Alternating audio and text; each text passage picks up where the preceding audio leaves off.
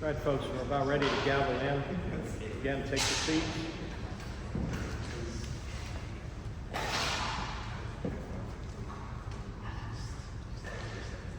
Jason, we good? Streaming?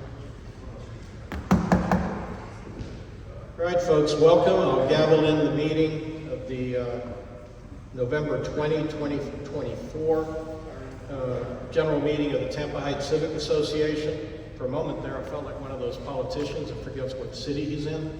But okay, it's November the 20th, 2024. This is the general meeting of the Tampa Heights Civic Association. Welcome to our parlor. I'm Rick Fernandez. I'm president of the association. And just a couple of comments on protocol during the meeting. Obviously, we have a live attendance here today. This mic is to take care of you folks and the acoustics in this room that are not always the best. And we also have this round mic gizmo up here on the podium that's for the benefit of our Zoom attendees. Jason over here to my left is our tech guru. He's monitoring our live feed. If there are any questions that come in during the meeting, he'll let me know and we'll communicate those questions from the members online. They're not able to speak to us actively. There's not an audio component to this, but they can write into the chat. So if you are standing at the podium, especially if you're taking questions from the audience, please remember that you have two audiences you're speaking to, one here and one out there in the ether. This mic ought to take care of you pretty well for the local folks. However, online, it's real hard to hear what's coming at you from the audience. So if you're being asked questions from the membership here in the room, I'll ask you please to do the best you can to summarize the question before you answer it, so the folks online will be able to understand what you're talking about. Fair enough? And if you forget, I'll remind you, but thank you. All right, tonight's meeting will focus on transportation in large part, and also on Robles Park. We're going to be talking about the Central Avenue project that affects many of you between 7th Avenue and Martin Luther King, the Florabraska Complete Street project, and also we're going to be talking about Robles Park post-hurricane. What happened as a result of the hurricanes, what damages were suffered by the neighborhood, and what it is the City of Tampa can tell us about not just what happened, but what was done and how we're going to go about dealing with that in the future. We have reps here from both the City of Tampa and from the Florida Department of Transportation that I'll introduce later in the program, but they're both standing back there in the back of the room, just waiting impatiently to get at the podium, I'm sure. Before we get to the guts of the meeting, I want to offer up some announcements for you. We are in the Tampa Heights Civic Association election cycle. I know another election is just what you want, and so you're jumping right into another one. This leads up to an election during our annual meeting on January the 22nd. We have a pretty long timeline, though, anticipatory to that.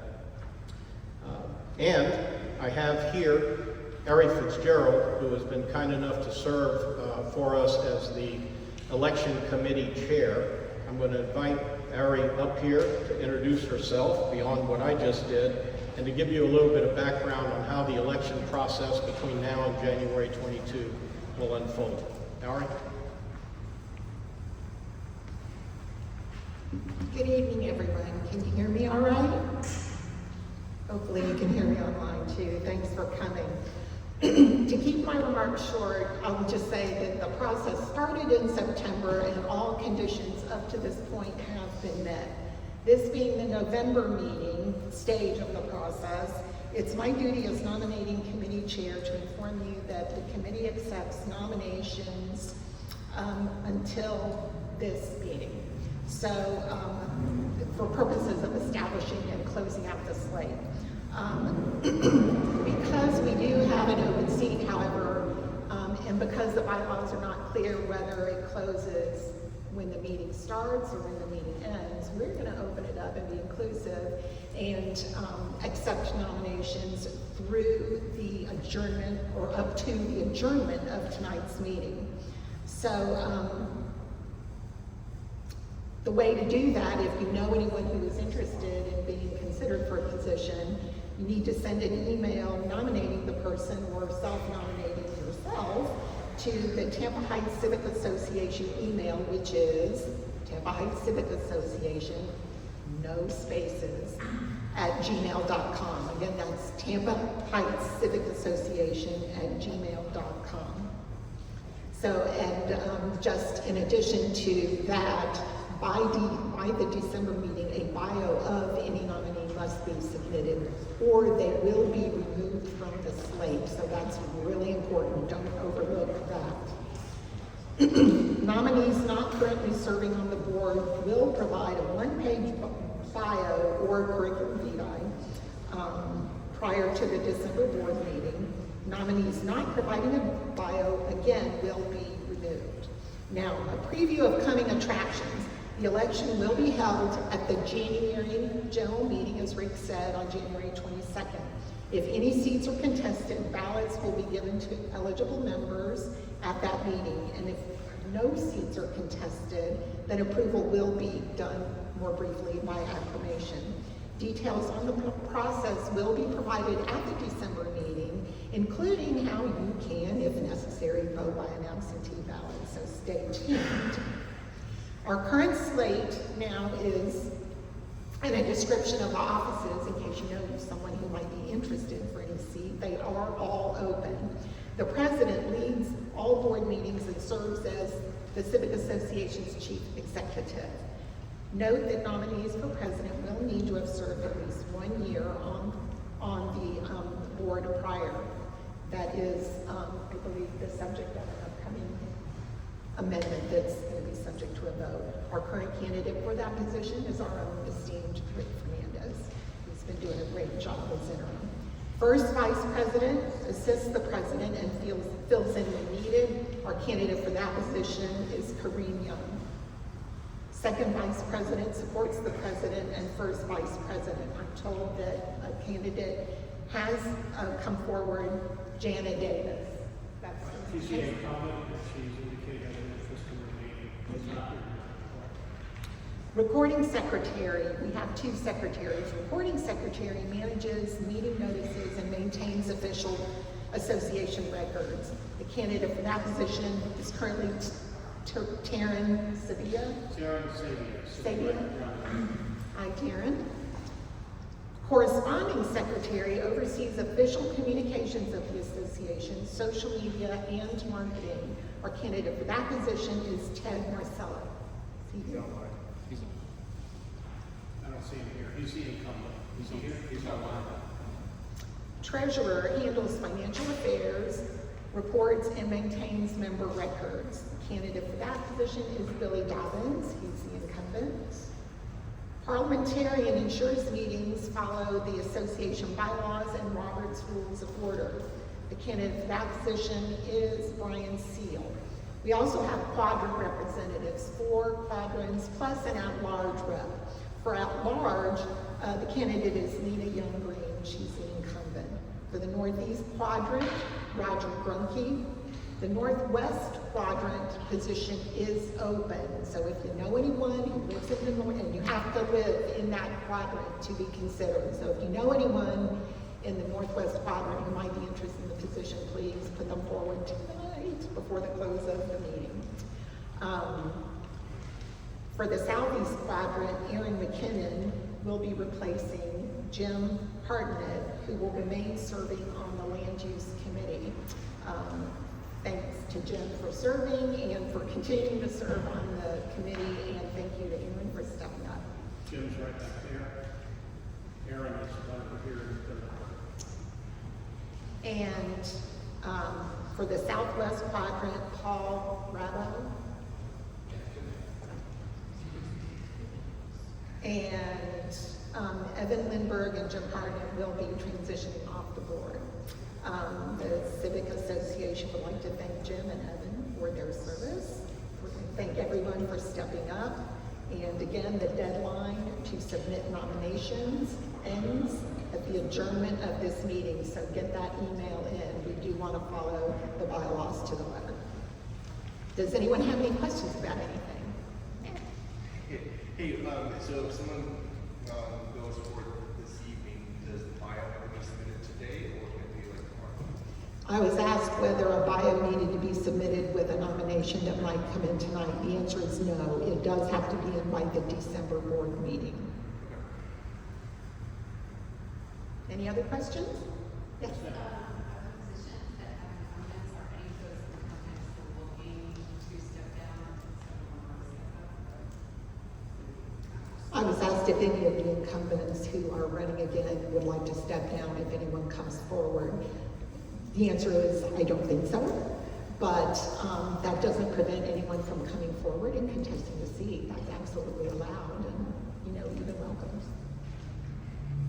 Any other questions? Anything online, Mason? All right, great. Thank you. Thank you, Eric. Just a footnote to the northwest quadrant, which is at the moment orphaned, so that you know, and I don't think it's common knowledge what these quadrants are. The community is split up into quadrants using the Florida Avenue and Columbus Drive axes. Right? The northwest quadrant is therefore bounded by Florida Avenue to the east, Columbus to the south, North Boulevard to the west, and Martin Luther King to the north. If you live in that box, you live in the northwest quadrant, you'd be qualified to move forward for Northwest Quadrant rep. Our incumbent in that position currently is Matt Sink, who is sitting right here in front of us with a hat on.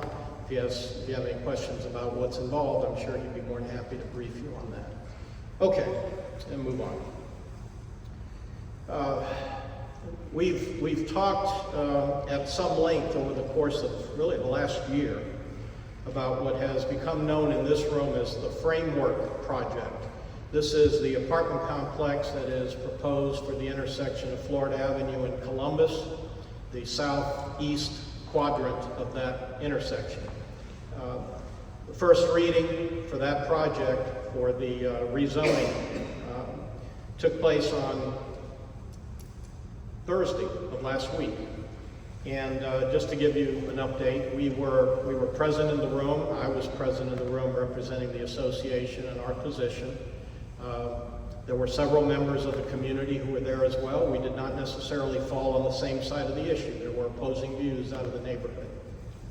Long story short, the first reading probably continued on for about 75% of the hearing.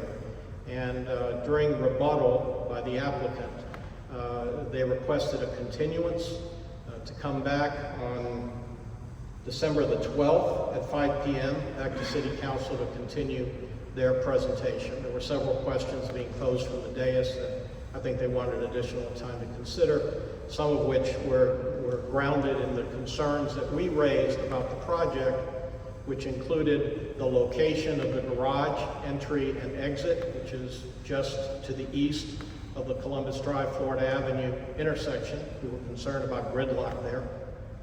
There was also concern about over-parking. They have set their parking numbers well in excess of what is required for parking minimums. There was also concern about activation of commercial spaces on the first floor. We felt, as a civic association, that they had not done enough to activate their first floor. And the fourth item was affordable housing, set aside for 10% of their inventory for affordable housing needs. Each one of those concerns were picked up and turned by one or more members of the council. Questions came from the dais on those issues and others, and that led to the request for the continuance. So this continues on. I think this is still the sense of the association that writ large, it's a good project. We need to have activation of that quadrant, that they're just falling a little short of the mark in terms of what we expect for the heart of our neighborhood. Again, that's the association's position based on recommendation from the Land Use Committee and action by the board. Not everybody in the neighborhood agrees with that. Okay, moving on. The December general meeting, there has been some comment about that. We're not going to have a December general meeting. Our meetings are usually the fourth Wednesday of the month. exception now because of Thanksgiving, so we moved it up a week. There will not be a general meeting in December, so to the extent that you might be waiting around to do something in December at the general meeting vis-a-vis your election prospects, don't, because we won't be here. Instead, we're going to be having a holiday festivity at the community garden on December the 7th between the hours of 5:30 and 7. That's a joint effort between the community garden, the Tampa Heights Junior Civic Association, and the Tampa Heights Civic Association. It's a covered dish scenario. Bring something to share, bring a beverage of your choice, meet at the pavilion and enjoy some camaraderie with your neighbors. Again, that's 5:30 to 7 p.m. at the community garden on Francis at 605 East Francis. So look forward to seeing you then. Another update we have, yes sir, December 7th. I'm sorry, if you're talking about the community garden, that's December 7th at 5:30. I'm sorry? Well, it's a covered dish, bring what you can. I don't know that we necessarily are going to be calling it a dinner so much as a gathering with food. Right? It's kind of a porch party at the garden, right? At least that's the way I view it. Lena may have a different view. If you haven't been to the community garden, it's a great space, very peaceful. The pavilion is gorgeous, and at this time of year, it should be very pleasant, I hope, anyway. We also had several meetings in the past dealing with the Transportation Planning Organization and the Long Range Transportation Plan vis-a-vis the expansion of Interstate 275 north of Hillsborough to Beers. We've talked about that ad nauseum. The discussion and the battle goes back 10 years. Just to update, the LRTP, Long Range Transportation Plan, public hearing took place on October 30th down at the County Center, 6 p.m. The issue of that expansion was brought before the TPO board, and the TPO board approved the plan. There was a vote of 7-5. It was close. There were several people that showed up in opposition in the room. They received some 70 emails from the public in opposition. Nonetheless, the votes weren't there for us this time. We will be back. It's not the end of the day, not the end of the story. And finally, in terms of announcements, just setting this up for later in the meeting, you will be hearing about a proposal to consider an amendment to the bylaws. This is something that has been rattling around in our boardroom now for well over a year. Concern that the individual who stands at this podium as president, before they run for the position, should have at least a year of service on the board under their belt before they run. Quite simply, it's a question of understanding the job and understanding the association. The bylaw amendment that we are going to be proposing, recommending now and proposing in January for an actual vote, would include that requirement for someone to be qualified to run. That's coming down the pike. It'll come by way of a motion from a member in the audience, but just be aware that it's coming. Hopefully you'll be able to stick around long enough. And if you are an active dues-paying member of the association, you are an elector, and we will be looking to you to voice a vote on that issue. We need a simple majority of those in the room. Okay, now, at 7:20, we come to the guts of the meeting. I have from the City of Tampa, Vic Bhide, all right, like birthday, Vic Bhide. He's the gentleman to the right. And from the Florida Department of Transportation, Justin Hall. Vic is the City of Tampa Mobility Director. Justin Hall, I hope I've got the title right. I looked it up today to try to make sure it was current. If not, I'm sure you can correct me. Director of Transportation Development, is that what they're calling you now? Okay. Known both of these guys for a long time. Interactions with Justin have been over years, over the expansion of the interstate. He's been one of the point people from DOT, but has, in my opinion, been one of the most pleasant people at DOT to work with. So I appreciate you being here to talk to us about the issues at play. The Central Avenue project, as I understand it, I'm probably going to stumble into this a little bit, well, I could do better. As I understand it, it's a joint effort between the Department of Transportation and the City of Tampa.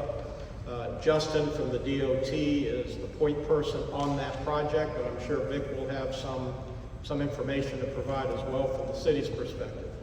The other element of the discussion will be the Florida Complete Street Project that runs from Tampa Street to Nebraska, something that's been on the table now for years. That's a City of Tampa project. That's Vic's hot potato. And the third item is Robles Park and the issues that arose during, in particular, I believe, Hurricane Milton. I don't know if Helene caused folks down there all the problems, but the flooding was subsequent during Hurricane Milton. So that, again, is also Vic's lane, if you will. So with that said, Justin, Vic, come on up. I don't know how you're going to split this up, but you understand the mic, you understand the streaming mic, so have at it. Yes, sir. You just gonna change slides if I ask? Okay, beautiful. All right. So my name is Justin Hall. I am the development director for District 7. Just a little bit about District 7. We represent Hillsborough County, Pinellas County, Pasco, Hernando, and Citrus. So if you're wondering what area do we cover, that's the general area. You can go ahead to the next slide. So, oh, sorry. All right, there we go. Is that better? Yeah. All right, good. So I'm here today to talk about the bikeways along Central and Ola Avenue.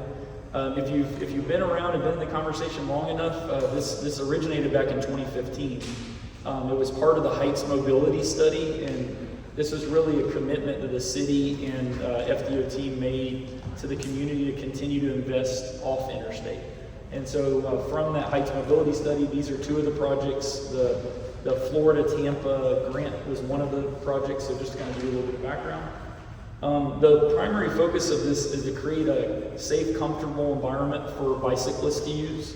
In fact, we're putting in wayfinding and all to show, hey, if you're a bicyclist on Florida Tampa, Central and Ola will be more leisurely running. The improvements include intersection modifications, bulb outs for street parking. Also, there's something called a chicane, which I'll show later and explain a little bit more. ADA ramp, sidewalk, striping, and RRFBs for mid-block crossings, so signalized mid-block crossings. And the construction actually has began, and we're anticipating will be complete in spring of 2026. Next slide, please. Thank you. All right. So to start with Central Avenue, so there's new traffic calming elements. If you've been out there, you've seen them starting to go down. There's sidewalk ADA ramp modifications, which are really important. The ADA ramp modifications are one of the greatest focuses when you come into a corridor, especially like Central and Ola, that maybe haven't had the modernization done recently for ADA. Wayfinding signage, just so people know where they are and kind of relation to Florida and Tampa. And then RRFBs, which are the flashing beacons. You push the button and they flash so you can cross at Palm Avenue, Columbus Drive, Fern Street, and Flora Street. There is a new signal at Florida Avenue. 7th Avenue and Central Avenue will actually be modified to a four-way stop, and then converting signalized intersections to four-way stops at Lake Avenue and Hannah Avenue. All right, next slide. And feel free, if you have a question, you can stop me. I don't mind at any point. So this is, when I talk about a chicane, this is what the chicane looks like. This is kind of the point of the chicane, is to slow people down. So I've had conversations in other communities, and they tell me, hey, the chicane makes it hard for me to like drive through and go quickly, and I'm like, that's the point. The goal is to slow you down. I will tell you that the chicanes are in the ground now. The striping still needs to be redone. So if you drive out there and you're like, the center line doesn't work based on the way the chicanes are, you are 100% right. We'll restripe it so that's not the case. But this is just kind of an example of what it looks like if you haven't driven down Central. Hopefully by now everyone's driven down Central and seen it. And hopefully the end result is we will see traffic slowing down on those roads in those areas. Yes, ma'am.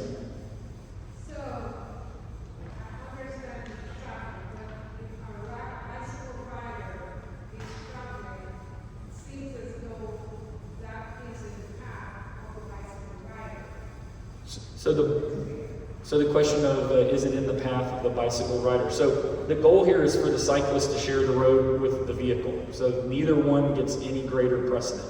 And so the chicane is to make the environment safer for the cyclist so the vehicle is traveling at a slower rate. So the cyclist is going to navigate this similar to how the vehicle will, but it'll slow the traffic down. Yeah, anyway, yeah. I mean, whoever wants to ask the question. Sheldon. All right, I don't know names, so I can't point at people and be like, you. No, just say what you're gonna say for I that. got a question. I think that chicane that you've got there, that's on the map, Yes, sir. that's blocking a driveway that's been there since about 1920, and we can't use it. We're not using it right now. If we ever want to use it again, we're not going to ever be able. Can they move that so that it doesn't block it? I can get with you after the meeting. I need to know which driveway you're referring to, but I can. Well, there's two streets. It's right there where there's. Oh, okay. You can't see the actual driveway. I'll look at it. So the question about the driveway, I will look at it, and I Can can. you do that if it's blocking a curb cut? Well, so I will tell you this. I've got to look and see because the way we design them is not to block an active driveway. So if you're referring to a driveway that's not in use, the question is whether it's permitted to be there or not. But I will take a look at it. Yeah, it's been there since the 1920s. I mean, they've used it. Yeah. So to answer your question, I mean, I can look at that. It's possible it could be moved. It's not an immovable. Okay. So yeah. Faith, Also, I mean, this is a historic brick street, Yes, ma'am. and there's no provision that this does not meet historical guidelines by having a piece of concrete in the middle of a historical street. I also do not understand the sidewalks. I don't know what the purpose of having a bunch of concrete on the side of the road. How does that help the bicyclist? You have the middle ones and you also have the sidewalks. Yes, ma'am. Yeah, so it's to create, it's not a straight path through, so it's a circuitous wrap through, so they're not going straight. That's the goal. The chicane's goal is to actually cause the traffic not to travel straight through. You want me to speak to that? Sure, yeah. Give the Franklin Avenue example. Yeah. So, the whole purpose of these chicanes and these devices is to make it inconvenient for drivers to speed through a street. And there are three strategies that we use generally. One is deliberately moving the direction of the travel of a vehicle. And this is primarily targeted towards vehicles because they create more risk for vulnerable road users. So, yeah, pedestrians and bicyclists. So, horizontal deflection. So chicanes will narrow an area, making it, or forcing drivers to be more aware, a little less comfortable, and hence slower. And that's backed up by data. So that's one thing. The chicanes are meant to be mountable to a certain extent, meaning they won't damage vehicles. Because it's a shared bicycle facility, the idea is that the bicyclists and cars, of course, will be on the street together. But because of the pinch point, the drivers will be more careful and allow the bicyclists to go in safely rather than try and pass them in these areas. And they're placed at distances such that you affect the best outcome from a speed management standpoint. And so, any other questions from that side of the room? yeah, and can I just she asked, sorry, real quick. So the aesthetic side of it, we can have a conversation with the city because that's the city's road about aesthetically. If we come back and we paint it, stamp it, whatever, we can talk about that. I don't want The to. fact that you're putting bikes on a brick road doesn't apply either. I mean, I would think that it wouldn't be that comfortable for, I mean, I don't ride a bike, but I would think that it wouldn't be the most comfortable thing to ride a bike on a brick And- road. Yeah, so I think the important thing, so the Heights Mobility study as a whole looked at more than just Central and Ola, right? We're doing improvements on Florida and Tampa and others. Central and Ola were identified because they were the lowest volume roadways throughout the area. So if we were going to give a cyclist the ability to ride somewhere that there's low volume, those were the lowest volume facilities to make those changes. So. Okay, hold on. That side of the room, Jim Hartnett? Yeah,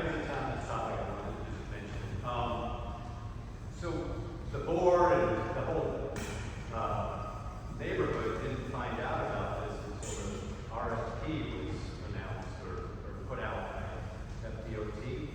There was no, awareness or information given to try to get some positive feedback like this ahead of time. And I think that was not done correctly. But in regards to the chicane, I like the idea. It's a good idea in general, but yeah, it just looks like it was plopped down on the street, and immediately seeing it, it seemed like at least the top of it could have been brick, and then the sides painted something bright or something like that. So, if it's painted to maybe do that, but Yeah, a we big can- deal with brick would be. We'll work with FDOT on, do I need to? We'll work with FDOT on the aesthetics and making sure it kind of fits into the historical character and all. This is a work zone right now, so there is going to be some point through this that there might be some inconvenience. As far as the community engagement, I know there was some engagement prior to the project itself, but through the project, I'll let DOT kind of speak. Yeah, so I'll say, so our original engagement, it started all the way back in 2015. So for this project, I came and presented here as part of a larger presentation on multiple projects. I was asked to present on all the projects in the neighborhood, so I presented on this. I do know too, we had the community conversations meetings, one of which was down here, and we discussed it there. We had boards on it and graphics on it. And we also presented on it back even before then as part of another update in 2014. So or in 2018. So maybe not to this level of detail, maybe not, to the plans, I would agree. And I will tell you that it was also part of the City of Tampa's workshop, because we really are constructing this project on behalf of the city through the plan for the mobility. So I would agree with you. I did not personally come here and workshop this with the community. So I wouldn't disagree with you that we did not come and But workshop the city it. did workshop, and that's how these corridors were also selected. The goal was to separate and have more neighborhood bikeways that are a little more comfortable. But to your point, ma'am, totally agree. Brick streets are a little less comfortable, especially the narrower your tires get. But it's a balance between what kind of mixed traffic you might be in versus whether the surface is comfortable or not. This side of the room, Terrence Xavier. Hi. Hey. So, we live on Central, right, where these are going in. So there's a couple of issues that we have. One is with process. So the design of these should have been done in more detail. I feel like you have a pretty good idea of the characterization of this neighborhood and kind of the level of engagement that we expect. It was not there for this one. Okay. It wasn't. And you know me, I will be upfront, honest, and participate every time. I'll bring neighbors, I'll talk, but we really need it. This is a historic street. We've been in front of City Council multiple times for houses that are being built on Central Avenue. Having what we think is the second oldest house in original Robles family home, right? This is a big deal in terms of the character of the historic district overall. We got, a historic school rebuilt based on that historic district. These are really important elements. The other issue is in the process is that when construction started, we didn't know. All of a sudden, middle of the Must have night. heard in the middle of the night. In the middle of the night. Yes, exactly. That's how we do it. So we are literally sandwiched right now between the construction on 275 and the construction on Central, and we're going to be facing more. So this is kind of a sandwich of a lot. So to have construction and banging during the day, construction and banging at night, it's a lot to ask of a neighborhood. So when these types of projects are going in, though we appreciate the attention, the infrastructure, the support, and the dollars being spent here, we want them to really be worthwhile projects. And they have, the ability to be that. I just think that we really need more communication information in terms of what is going in, when it is happening, what that timing is, because, you know, this is rough. I will tell you, it's rough. And here, And there's hurricanes, something, breeze, yeah, that all. if there's something you want to say in response, go ahead. Heather. No, I mean, I mean, I would agree. I mean, I think, you know, a charrette-style meeting was not held. And I'm not really sure what the city held. I wasn't at that function, the workshop. But yeah, I mean, I wouldn't. I wasn't there for all of them, so I can't agree or disagree with. But I respect you, Tara. Yes, ma'am. Sorry, I don't know your name. I'm Katie Quinn, I live on Ross Katie. Island. As a neutral observer, can you speak to some of the data that supports this, you know, specific, statistics about how it reduces accidents? Yeah. And have there been any examples of it being used in other communities in Tampa? And then finally, why was this particular street chosen? Sure. So broadly, the goal here was to connect the Heights area with active transportation better to downtown. And this was part of the Heights mobility plan and projects as well. This isn't one project, it's multiple projects. But for Florida and Tampa, the goal was wider sidewalks, basic bike facilities, because the plan still is to dedicate a lane for the streetcar extension and premium transit, up to as far up as we can go to the extent of the project. And because of those needs, the idea was, how do we then provide separate bicycle facilities through neighborhood bikeways? Now, neighborhood bikeways are not a new concept. They're really, and we have a huge opportunity in Tampa because we've got a lot of calm streets, if you will, where calm streets meaning volumes are typically around 5,000 or lower. They can be up to 7,000 as well, but it depends on when and how that is spread out. And also they're narrower streets where people feel less comfortable speeding. And so that's why these corridors were selected. These are the most linear longitudinal runs along this alignment that could be used. And I will add that these corridors were selected as part of the workshopping effort. So there was some input from the community. I don't know specifically from whom and how that came about. But again, the goal is to bike to downtown, bike across the river, whether it's Cass, whether it's Laurel, you pick the facility, and with the West River Walk, then connect to Bayshore and connect further out west on either Main Street or Cass Street, and in the future, any streets to the north there as well. You got something? No data, but no statistics that you could reference? I don't have any statistics, but what kind of statistics are you No, looking I'm at? I just can make, curious. I think it seems like it was a contentious issue. It might dissuade some peers if people Got have, it. data on like a 30% reduction in traffic fatalities or accidents. yeah, I don't have those statistics on hand, but just separation of modes from a more active to a calmer facility will facilitate, safer travel. Wider sidewalks will facilitate better access ramps and things like that. And the commercial activity, of course, is in Tampa and Florida. Central, totally agree, historic character. So any of these features, just know that this is an active work zone. We can come and add to it.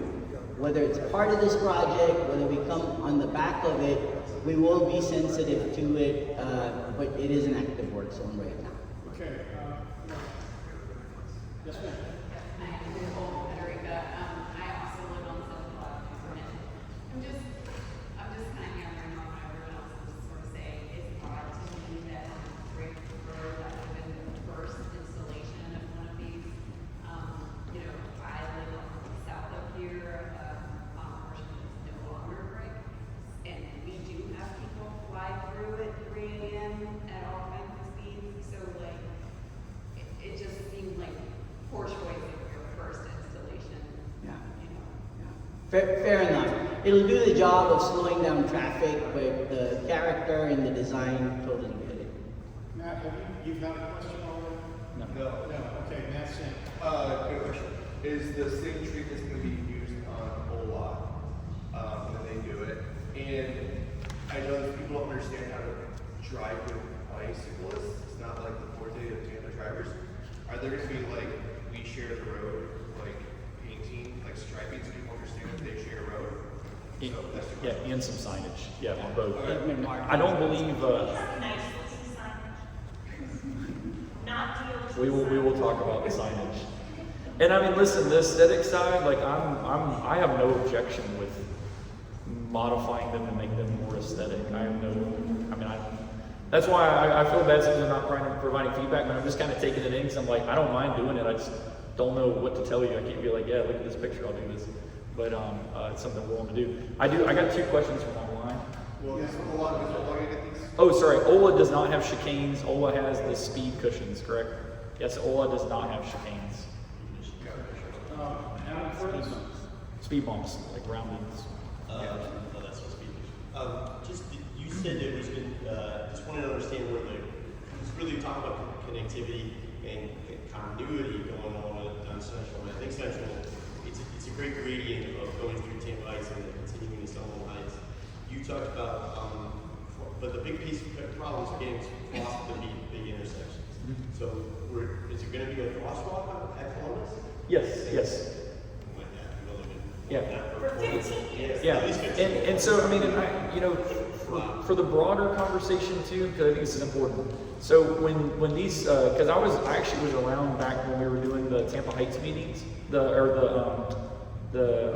Heights Mobility meetings, and the focus there was we had the Riverwalk, we had the trail that we were building, the trail connectivity we were building with the interchange, we had the trail connectivity that we were looking at on MLK, we had the Florida-Nebraska project. So it was trying to build as many north-south routes to go with the east-west route. So it wasn't that like Central and Ola were like the only bike improvements we were doing. It was that they were the 2 that were identified at that time through those community meetings of these are the slowest speed, kind of most, comfortable from that standpoint. And so you do still have the wide sidewalks on Florida and Tampa, actually a trail on Tampa. You got the trail on the interstate.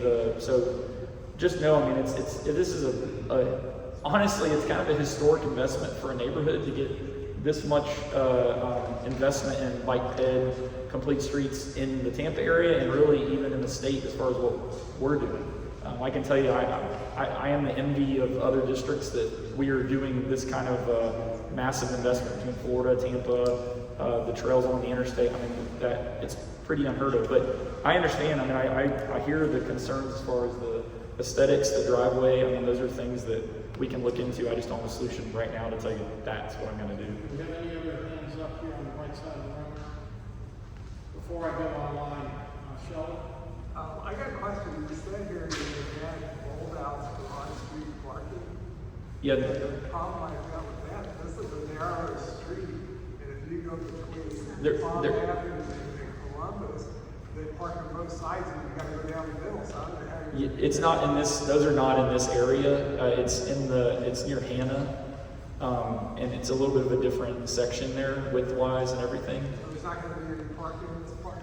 No, not in this area, no, sir. This is the only modification as far as treatment is concerned in this area. Okay, Jim Hartman? Yes, quick question. In between Columbus and Palm, I thought those were going to be speed tables, but are they speed cushions? Like, do you have a visual or what's the speed cushion? Oh, okay. There are speed cushions. Yes, speed And cushions. they're really going between Columbus and Yes, sir. And those are consistent with the same treatment we've done throughout the city. So those are like we're being very consistent there. So basically, if you're on a bike and it's like, you're not gonna like trip all the way up. It will be, so long as you're going moderately slow. Vic, when you speak, I need you to. Oh yeah, sorry. If you're going moderately slow, it won't be as much of a jerk. All right, question in the back. Well, I bike a lot, so I advocate for the chicanes. All right, thank you. So 2 questions online. One is, can you confirm what is going to happen in front of Lee's on Central? That's a speeding problem. I'm not sure where Lee's is. I apologize. It's Do we have anything in that area, Maricel, on this project? I'm If not, if you would like us to do something down there, we can work with you on something down there. This is central. Oh, listen, I don't mind adding something. I don't mind that. If it's speed cushion, whatever, I mean, I don't mind. Is there anything else online? Oh, yes, I apologize. The other question is, can you answer whether or not we can add some native plants to these instead of just concrete so they can hopefully help to absorb some water as well as add some beauty to the historic road? So I cannot add plants to them for a sight distance issue, but we can do some other aesthetic treatments. So I cannot add plants to those. Don't have enough room. Okay. Does that take care? Is there something else to be said about Ola, or is this covered? Yeah, I had Ola, and I can do, it'll be really quick. Next slide. Let's do it real fast. So there's Ola on-street bikeway with signage, speed cushions between Columbus, south to Osborne, four-way stop intersections at Ola and Osborne and Highland and Lambright, and then updating the curb ramps and adding marked crosswalks with intersection lighting at Columbus Drive, MLK, and Sly. So you can see there, Columbus is an RFB, which is the push the button they flash. MLK is actually traffic signal. And then Sly Avenue is a PHB, which is the push the button and then it turns red, yellow, green like a traditional signal. One more slide and then I'll get to you. Next slide, and I can wrap up and answer your question. So this is kind of like a early heads up. January 28th, 2025, we're having an information open house to talk about a lot of projects. So if there's any projects in the area you're curious about, if you're just curious what's going on in your neighborhood and around an area, we'll be covering a lot of projects there at open house. So feedback, comments, we're open. So this is like the early advertisement for that. So that's my one. My last slide is just safety slide. Next slide, please. So please drive safe. Stay to home for the holidays. Okay, questions on the Ola? Yes, so yeah, I live on Ola. So the intersection, so Ola and MLK and then Ola and Columbus, are those going to be like you press the button and there's going to be lights and then the cars are going to have to stop? Is that? Yeah, so Ola and MLK is a full signal, like full signalized intersection. Okay. At Columbus, I think it was, I don't want to go by memory here. Columbus was an RFB. Sly is a pedestrian hybrid beacon, which is you push the button and then it goes red, yellow, or green, yellow, red, like a full signal. But it's only for pedestrians. Okay, but then the Columbus one, what was that? Was Columbus is the RFB, the flashing beacons. You hit the button and they flash. okay, and then the vehicles are expected to stop. Yes, state law. That's a Florida state law. And what we have been doing more lately, in fact, I brought it up to one of my counterparts because I used this RFB the other day to come look at the issues under the underpass and like hardly anyone stopped. So we've been having a conversation about doing some enforcement in this area with the RFBs as well. Yeah, I had someone almost run me over literally right there. That one specifically, Columbus and Ola, though, that is like for riding a bike, you have to go very slow through there. It's like because you have there's the really big drop off and like it's not smooth. Are they going to be like doing like road improvements right there as part of this? I will find out. I'm not sure. I apologize. It's for both vehicles and bikers. It's The not same a thing good as intersection. MLK and Ola. Yeah, I'll take a look at that. And if we're not fixing it, Ola and Columbus. I promise. And if I can speak to Ola real quick. So while it might be an RFP today, that's what FDOT's putting in. That's based on data and counts and things like that. If that has to kind of transition because of the use down the road, I mean, we'll still work. It's a county road, but we'll work with the county to kind of make changes. We will get another stab at Columbus because the county has a Safe Streets for All project down in Columbus as well. And then to the extent it matters while we're talking about Columbus and Rome will be signalized by the city with the county and the funds available this year. Okay, any other questions in the room on Ola? Paul? For the speed cushions, are they going to be cut in a way that things can go through without going over the speed cushions? No, I believe you have to go over them, but they're designed to where they're not. Could you repeat the question? I apologize. Yes. So the question was, are the speed cushions going to be cut to where the bicyclists can drive kind of through them without going over them? They're designed for a bicyclist to go over them, and that's kind of the one appeal to the traffic cushion versus the speed table or the more abrupt speed bump style. Okay, I don't see any other hands. questions online? Okay, thank you. Again, this is on Central and Ola portion of the. Yep, this information. Okay, Thank you, thank you. Can we move to Floribama now? Vic? Yeah, Floribama. All right. I don't have slides. I just have a handy dandy sheet, but it should be relatively straightforward. So, a couple of weeks back, council approved the contract for construction off Floribama Avenue.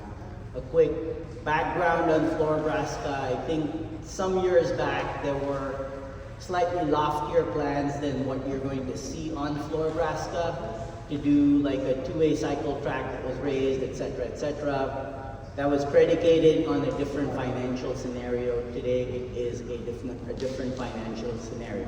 However, what this project will do is lane elimination, add bicycle lanes, directional bicycle lanes on road 5 feet. Better than what's there today, but not ideal. It's not a two-way cycle track that we really wanted or aspired towards. And so instead of 4 lanes, you'll have 2 lanes, 1 in each direction. 10-foot lanes, naturally, it's less comfortable to drive on 10-foot lanes. Folks slow down. 2-way left turn lanes, which also allow us to do pedestrian islands in certain places. So there's a refuge. The data on crossing 1 to 2 lanes versus crossing more than 1 to 2 lanes at a time on pedestrian safety is very compelling. So that's what we aim for, not cross more than 2 lanes at a time. The construction, we're in the process of awarding the notice to proceed to the contractor. It's a new contractor. We haven't worked with them. They're called Black Tip out of Orlando. And they should begin construction early next year. So early, this January, we expect them to begin construction. The design is done. The bike lanes will have the standard kind of green pavement and markings around conflict areas, and there are special emphasis crosswalks. And around Elmore, there's some additional treatments because of historical concerns coming off of the ramp and things like that, vis-a-vis a bulb out on the northwest corner. Karen?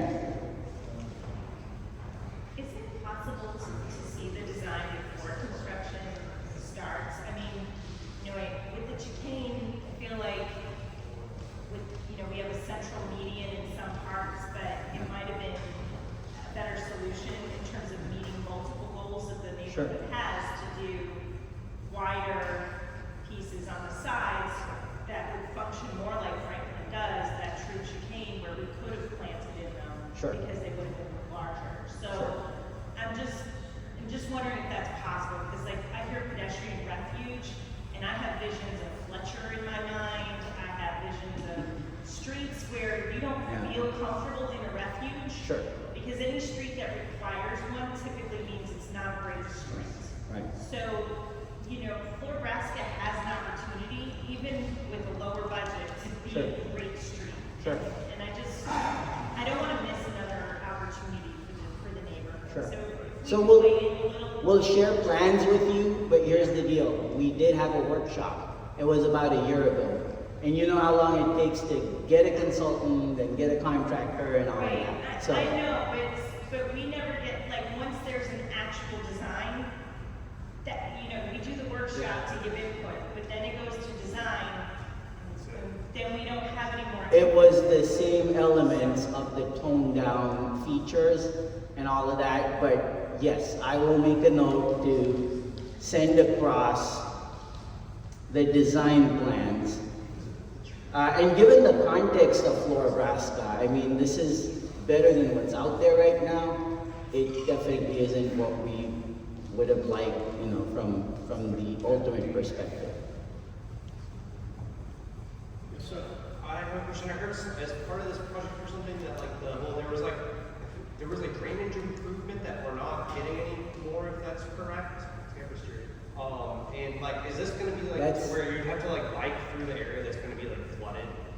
So because there's very bad flooding that happens right there. Yeah. So there isn't a major component of stormwater improvements as part of the Florabraska project. It's really just a resurfacing project with additional safety treatments. What it does do is anytime you resurface a roadway, you do reprofile it, and it kind of helps the water along a little bit better than if it has potholes and it's like, you know, riding in the moon or walking in the moon. So to that end, it will be a little bit better, but there's no specific stormwater element. And I'll touch upon the stormwater piece when we talk about Robles Park. And to your point, Matt, as part of the Heights project for Florida and Tampa, there was significant stormwater component. In fact, when that grant was awarded to FDOT, the mayor also kind of pitched for it and all of that. So it was really a team effort. Over 4 years, frankly, you name the project out there, our costs have doubled. And the same thing happened with DOT. And so hard choices had to be made, and the choices were, what do we want here? And because the city is already currently working on a watershed master plan, which is basically the stormwater plan, what comes next, we felt like that could be something that we could forego, but we want to preserve that potential for the streetcar lane. We want to provide the bike lanes. So everything else but the stormwater kind of made it. But the stormwater piece was, I think, close to $40 million. Yeah, so.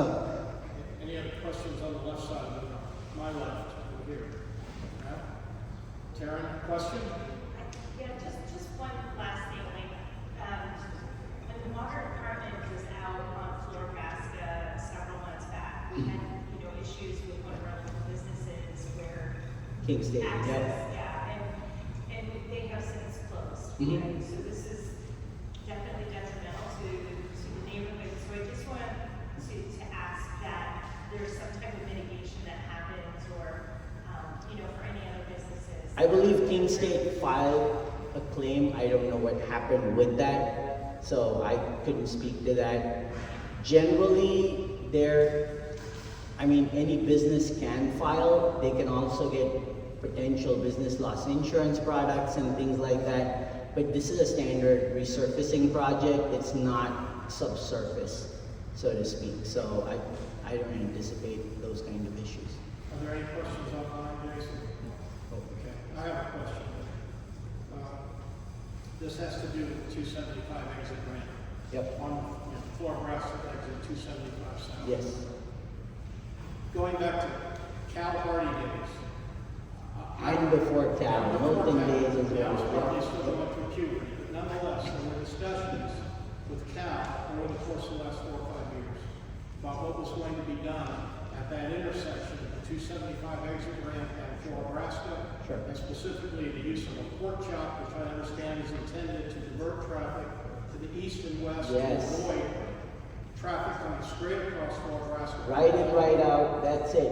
Is Yep. that still what's planned? That's the bulb out, yes. That's what you're calling a bulb out? Yep. Used to call a Pork chop. Okay. Yep. Which I might add is exactly what the signage out there right now is telling people to do, but I'll be damned if anybody doesn't.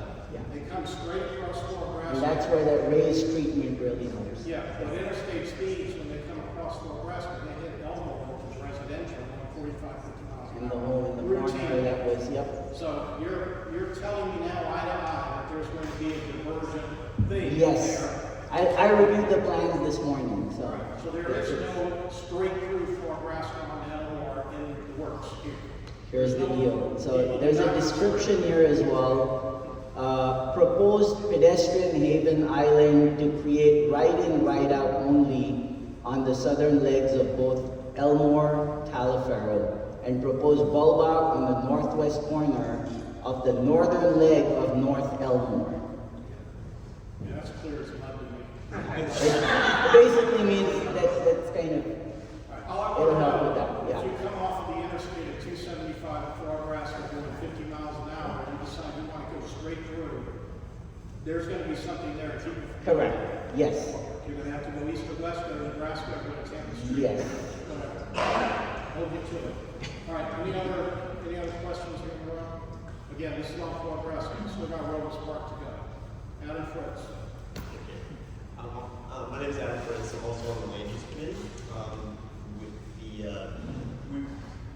I don't want to throw any of your staff under the bus, but there is some disconnect between our transportation reviewers on some of our site plans that we have consistently brought through with issues from the site plan review.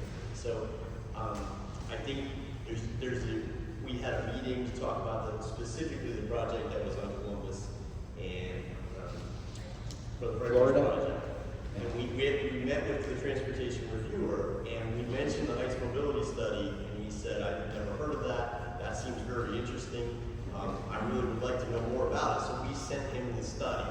Yeah. So there's just we go through all these processes here. I'm standing right over there working on this and I thought this shoot traffic project we did was a really good one. I thought we've got a nice understanding hierarchy of what we're trying to accomplish as a community and the problem typically, and you know all this because this is what happens, we do make great plans and then they don't get followed through. Sure. So we're now fighting a developer that we want to have come in, but if he would have if there was at the city saying, hey, why didn't you follow the heights mobility study? Because look at what's happening here.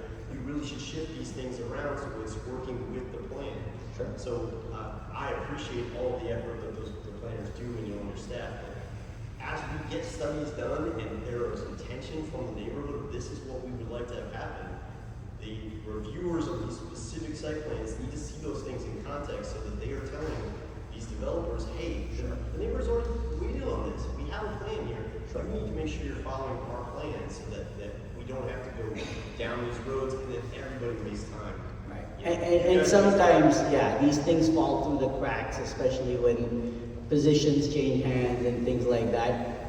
Let's address the problem. How would you want to address it? Is there still time and room to address this issue? Because if so, then why don't you just follow up with me and we can set something up? Vic, could you try to summarize what you just followed? Yes, so this is about the proposed development on, thank you, Ms. Young. This is about the proposed development on Florida and Columbus. And apparently, what is in the plans out there right now is not consistent with the Heights Mobility Plan. And one of the city reviewers was not aware of the Heights Mobility Plans. And so, Adam, I'm so sorry. No worries. So, Adam is somehow involved in this and is aware of this issue because he's on the land use committee. And so I'm inviting him to just follow up with me. Let's take a look at this and let's do the right thing. Okay. Hold on, wait, time check. And I'll try to get people out of here by 8:30. It's 8:05. We still have Robles Park to talk about, and we have that issue about the bylaw amendment. And I want to make sure we have people in the room to vote for or against, as the case may be. So please be consistent. Keep an eye on the clock. Leading on.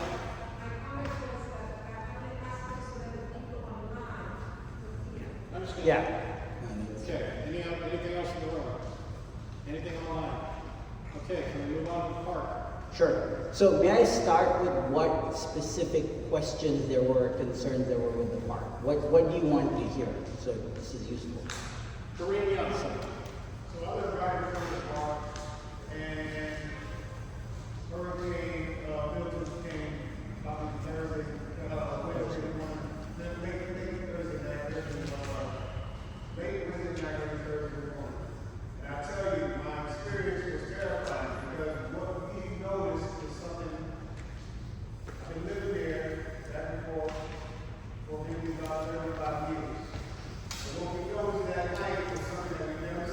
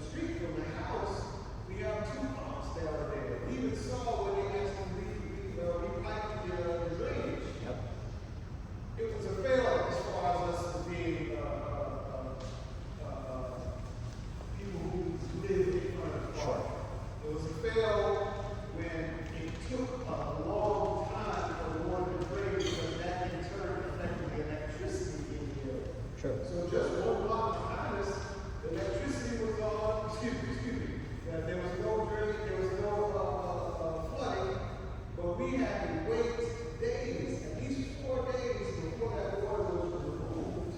Sure. And we were able to actually move around. And there's a lot of contamination in the water, you can smell it even to this day. So there was Fair. a fail there as far as we're concerned. Sure. Yeah. No, I'll address all of that. Very fair statements. I would like to provide context first, like what happened, what led up to it. Until the end of July, we were in a drought. The city was in a drought. The water department had water restrictions and all of that. Then between August and September, and I'm including Tropical Storm Debbie, we had the wettest September on record that we've had for like 70-something years. So by the end of September, even before the 2 storms arrived, we had well over 100% of our annual rainfall that we typically see. Robles Park in particular, this year, had 3 events where it had anywhere between 4 inches and 5 inches, and we know that because that pump station has a rain gauge, and we calibrate it to 100 tips. Unnecessary information. So that was the backdrop. So everything across the city, across the region was saturated already. Then we got 2 hurricanes. Helene, of course, was a surge event. It was mostly a saltwater event. It dropped like 1 or 2 inches over a span of 24 hours. That wasn't the concern. You're absolutely right. Milton wreaked havoc in several areas in Tampa. Robles Park was one of them. So, like you mentioned, the storm came in around Wednesday night, Thursday if I'm not mistaken, or maybe it was Thursday. I think it was Wednesday, you're right. Around 10:30, you all lost power that night. The pump station out here does not have a backup generator. And the Robles Park pump station here. Oh, sorry, I'm talking about the stormwater. I'll touch upon the wastewater, but I really can't speak to wastewater. That's just not my deal. So the stormwater pump station does not have a generator. My understanding is the wastewater pump station does not either, but I could be wrong on that. We'll touch upon that. So the minute we lost power, and it was because a transformer blew and we lost power, our pumps stopped working. In the meantime, we recorded in a 24-hour period, less than a 24-hour period actually, it was more like an 11-hour period, 12.6 inches of rain. That kind of rain has not fallen in Tampa in a while in that short a duration. So it inundated, and you're absolutely right, you're at a low point, that's why there's a pump station. Pump stations are the last kind of measure that we use. Ideally, we want to use gravity-based systems that have either box culverts or large concrete pipes that send the water to some sort of an outfall like the Hillsborough River. Otherwise, we have a combination of ponds and those structures. And then the third option, when you're at such a low point that you've got to push the water out, are pumps. And partly because of the maintenance and potential for failure. So once the power cut out, the pumps went out, the rain started accumulating, and the area started flooding. We were in touch the following day and the day after, because we didn't start pumping until Saturday morning. You're absolutely right. We were in touch with Ms. Young, and we were in touch with a gentleman by the name of Kurt. I'm sorry, I forget his last name. And here's why we couldn't get to you all. We have a limited team of people that operate these pumps and respond. North Boulevard, that area by 109th and North Boulevard and Curiosity Creek, that was under about 9 feet of water in certain places. There's a rec center out there with a regulation-sized basketball court, and literally the water was a foot and a half under there. And this was on that Friday. Saturday is when the Army Corps briefed us at the Emergency Operations Center and told us that all the rivers and creeks are swelling. This was 2-3 days after the storm, and it was because the storm was so big and there was so much rain to the north of us. We are the largest estuary in Florida, so all of that water wants to go out to the bay from Tampa Bay, basically. So that was creating challenges across the county, not just the city of Tampa. That was a life-threatening condition. The same thing in the Overlook neighborhood, north and south of Fowler as well, University Square, you name it. There was that kind of catastrophic flooding. So when these things happen and when we have limited resources, we have to triage and go where we've got the biggest problems. That's why we couldn't get to Robles Park until Saturday. But as soon as we got there, we hooked up that extra line, we cleared out the folks. You all know it, by that evening, the water had receded immediately. It just couldn't seep. It just couldn't seep in because everything was so saturated and the water table had risen because everything was filled. Sorry, sir. So, I look at things from a, resolution type standpoint, and we understand moving forward that we have climate change. Yes. We understand that we're going to have more severe storms that are coming to us. We cannot depend on electricity only to run our pump. That's almost an archaic way of thinking when we anticipate the fact that we're going to have more rain coming. Please talk. Yes. Something that we resolve that is not that expensive, solar power. Yes. That can actually pump the water. Because we're not Sure. just talking about water. Yep. We're talking about debris from the hurricane also. Yes. About these pumps. So, yep, sure. In the interest of time, I will. Council has made a motion. We are working right now on kind of assessing where we need generators, how much it's going to cost. Expensive is extremely relative when it comes to stormwater infrastructure. A generator may not be expensive, but if it's in a low-lying area, you've got to set it up to a point where you can actually access it. That's what happened to Curiosity Creek. We had to take an amphibious vehicle to the pump station 2 days after so that we could get the pumps going. The pumps were fine. So we're working on generators. We understand the climate change scenario. We have experienced more frequent storms in shorter bursts. So even though our annual mean rainfall might be more or less the same, maybe a little bit more, the intensity of these microclimate type storms and cells is becoming more and more intense, and it will flood areas. Our systems are not designed for it. That's the other part of it. Most of our major stormwater infrastructure has been built since 2016. Since we got those big floods in 2015, there was an assessment and we've started doing these projects. That money is running out. So we're in the process of putting a citywide stormwater plan together. That has been funded. The consultants has been awarded. That work is underway. That plan will do 3 things.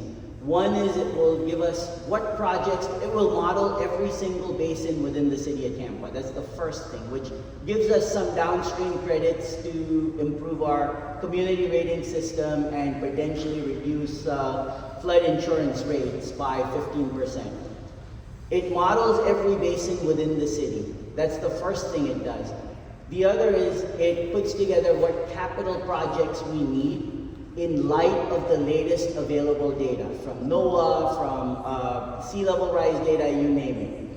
And then the third is it puts forth some best practices as well. So our stormwater manual, for example, so we have a stormwater manual that it has certain rules for developments, for example. And so that is certain rules that are completely outdated, they need to be overhauled. That will happen as part of this process also. So all of these things will happen. The hard part is when the plan is completed, there's going to be a sticker shock, and that will be a community decision. We will need all of y'all's support should you agree with that information on should we invest in stormwater infrastructure relative to climate change.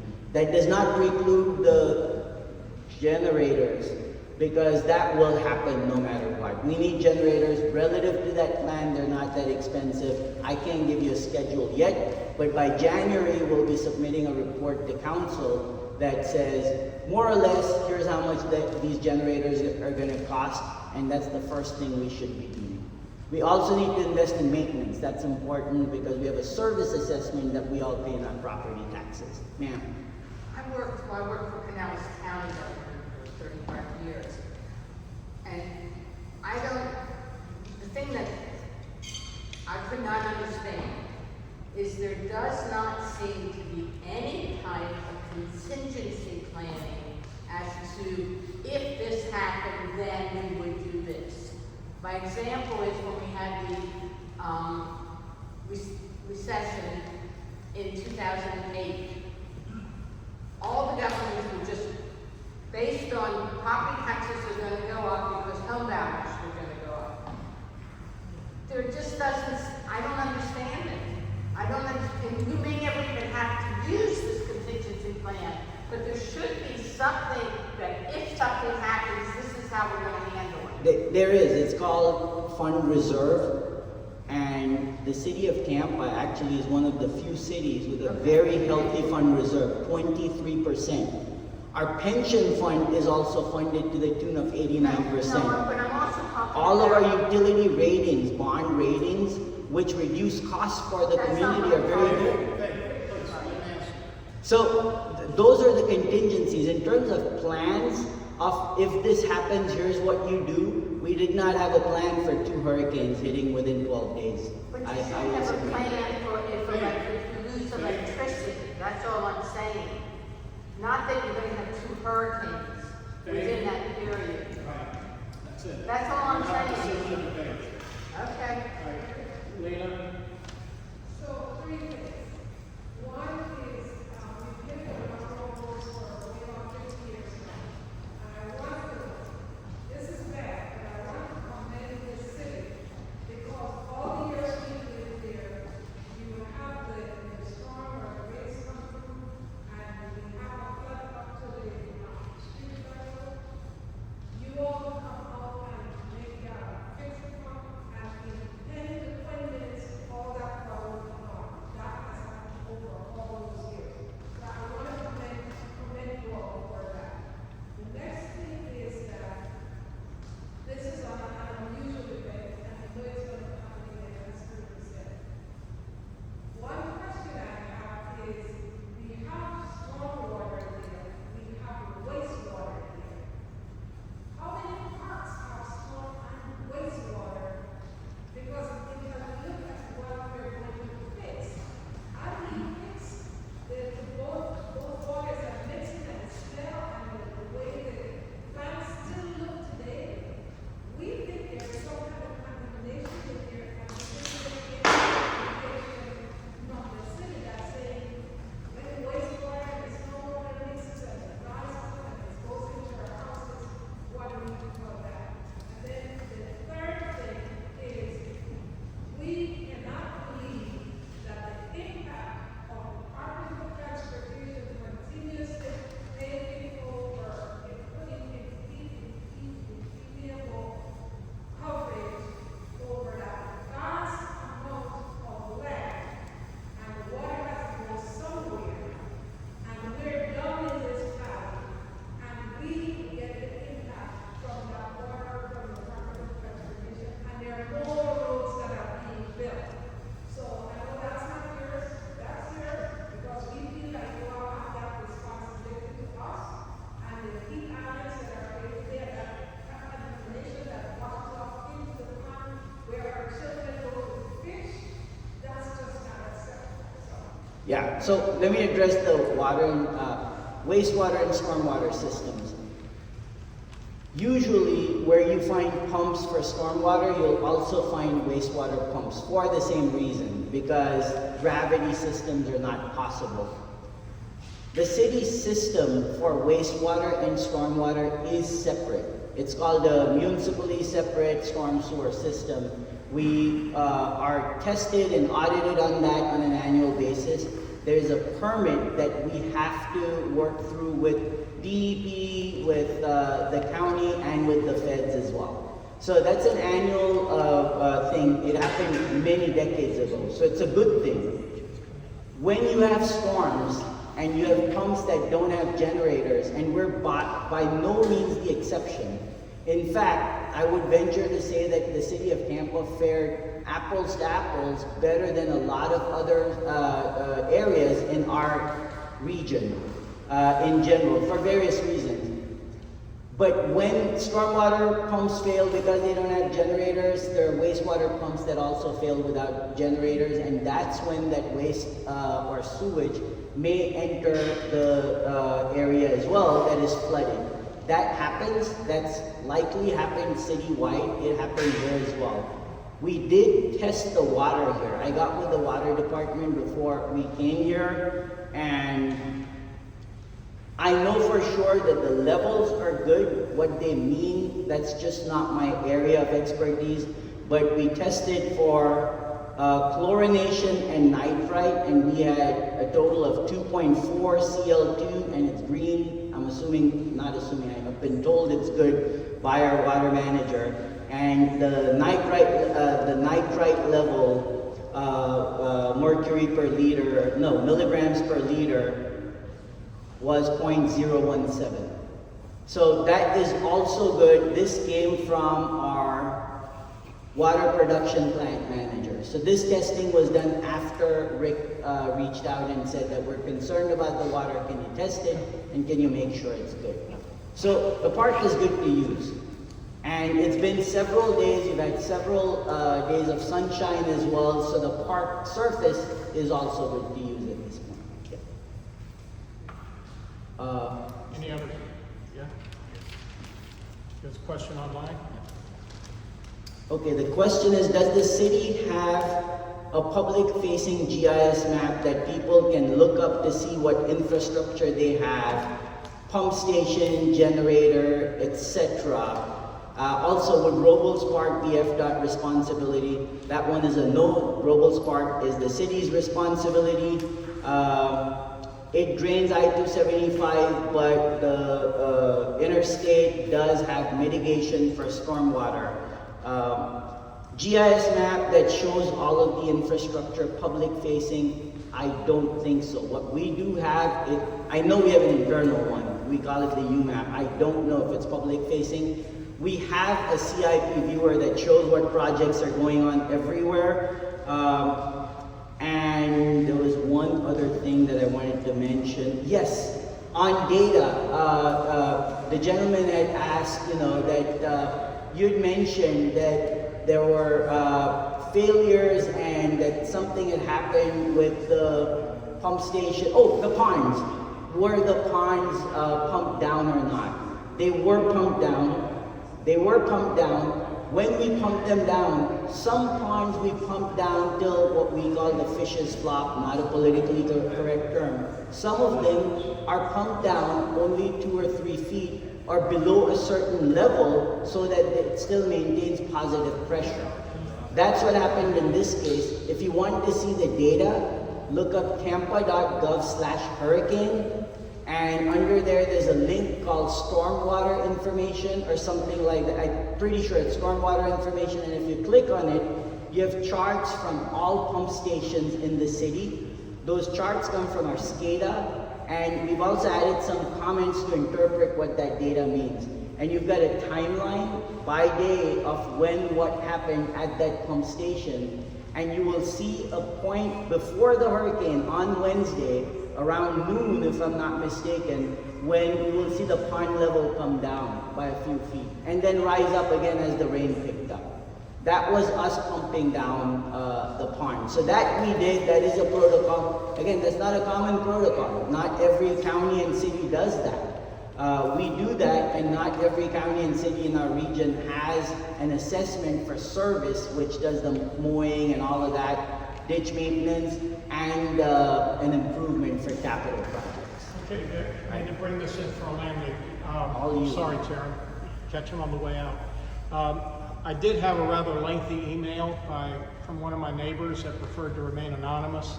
Sure. I don't have time to read this whole thing. But the question was, and I think you may have just answered it, were any environmental assessments done to clear the park for public use? I think you said yes. Yes. All right.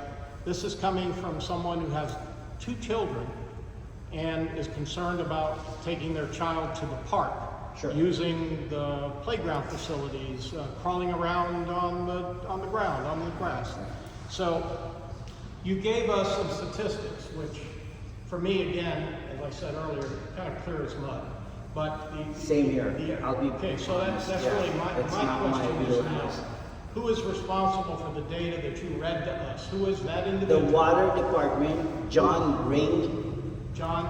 Ring, R-I-N-G, and he is the water production plant manager, and his email is john.ring@tampagov.net. He's gonna kill me, but that's okay. Okay. So if we're looking for someone who would be accountable, if we intend to act on a comment from What the did City of these- Tampa, yeah. that this is a safe place for us to take our families, our pets, ourselves, he's the person we need to talk to. Yes, his team did the water testing. How about the environmental testing, the ground? I don't think the playground grounds were tested, no. Let me clarify, the grounds were not tested. The water was tested. So I don't know if there's a test for the grounds to say whether they're safe or not. That would be a question for Tony Mulkey, my counterpart over at Parks, because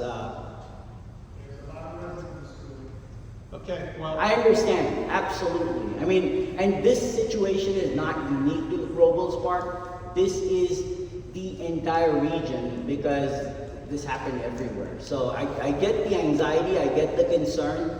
I just am not the person to answer that Well, question. what concerns me about that is that as we teed this meeting up, I made it very clear in my email to you and to DOT that this was an issue we wanted to get clarified. You don't leave here with me feeling any more comfortable than I did when you walked in, Yeah. that it's safe to be on that property. Which is why I looped in Tony as well, because, and he facilitated the water test and told me, hey, we tested the water, it's clear.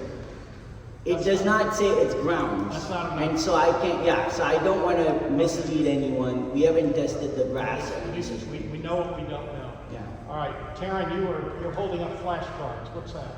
Ellen, Yeah, no, it's probably hard to see, but there was the question about plans after the emergency, and I just wanted to help you out with Sure, sure. the local mitigation strategy, Yeah.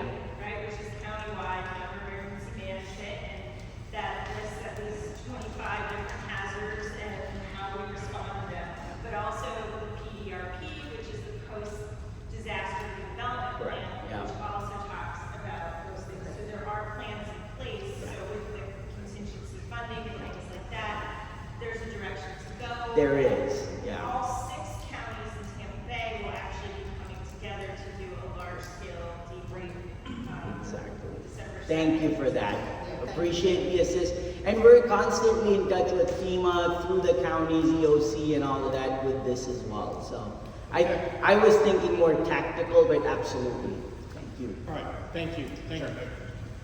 And I apologize, we're running over the time. I still would like to address the amendment issue, if you folks can hang in with us for about another 10 minutes. And I will say, I did not get the answers to the question that I was hoping to get regarding Robles Park. We will follow up with the Tampa City Council, in particular with Lynn Hertek, who's been writing this pretty solid since the beginning, and see if we can get something more definitive out of the City of Tampa staff. All right, that said, recognize Kareem Young for a motion.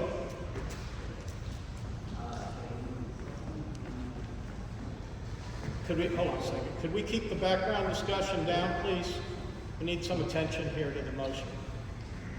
I make this motion as a general member of Tampa Heights Civic Association, not as a board member. And it addresses Article 10 of the bylaws and the amendment process. And at this time, I'd like to make a motion to consider amendment to the bylaws as updated on January 22nd, 2022. Pursuant to Article 10, like we just mentioned, the proposed amendment is as follows. Article 2, officers. Section 3, officer duties, qualifications. And this is more specific for president and chair. The president, having first served at least 1 year on the board of directors to qualify as a candidate for election. It continues to speak, but that is my motion. My motion is to add the words that the president, having first served at least 1 year on the board of directors, to qualify as a candidate for election. Okay, thank you, Frank. Is there a second to the motion? I see a second from Aaron McKenna. Is there any discussion on the motion? What if there is nobody that has that qualification? Well, we'll find somebody. And we haven't had that problem so far in the however many years of history. But if that's a question to me, as the current, and I've been president now 2 different times over a period of 5 years. The reality is, coming into this association as essentially a novice to what the Civic Association does, asking someone to serve as president almost immediately upon coming onto the scene is asking a lot of anybody, and frankly is a disservice to the association. So we do feel it's important to have some sort of a succession plan in place for the presidency. That's why we have a first VP and a second VP. Doesn't always work out that way. But you know, if we have a situation like that we haven't encountered yet, I guess we'll have to deal with that by another resolution or amendment later. But in any event, there was a motion made. There was a second by Aaron McKenna. Is there any other discussion? Call the question. Okay, a question has been called. As I said earlier, procedurally and under Robert's rules and under our bylaws, this motion passes or fails if on whether or not it's able to achieve a simple majority of electors in the room at this meeting, that meaning actual dues-paying members, active members of the association. Is everyone in the room right now seated an active member of the association? Yes? Okay. I'm going to ask for this motion by acclamation, and if it's not clear, I'll ask for a roll call. All in favor of the motion, please signify by saying aye. Aye. Is anyone opposed? All right, we'll note it for the record as being a unanimous approval. And to be clear again, procedurally, all that we have done is clear the way for consideration of this amendment in January. Between now and then, we will publish the amendment. It'll go out in email blasts. It'll be out on our socials. When folks show up here on January 22nd for our annual meeting and election of officers, they hopefully will be well informed as to the amendment, and they will be asked for a vote then. Same rules apply as to the majority, a simple majority of folks in the room who are active dues-paying members. So we've made no decision right now other than to discuss it further and vote later. But thank you for your support. And between the time that we started the meeting and now, we have had one email. Is there another one? No. Okay. We've had one email nomination come through. That's Nicole Pederica, who has nominated for parliamentarian. Is that correct? Got that straight? Okay. So we have one contested race on the slate. Otherwise, the slate is closed as of the close of this meeting, which is right now. We are adjourned. Thank you. Before, well, I know you just adjourned it, but I would be interested in representing the Northwest, the open spot, if it's... Did you get an email in? No, I did not. Okay. You've been sitting here since the start of the meeting, right? Yes. All right. Send an email now and we'll consider it at the board.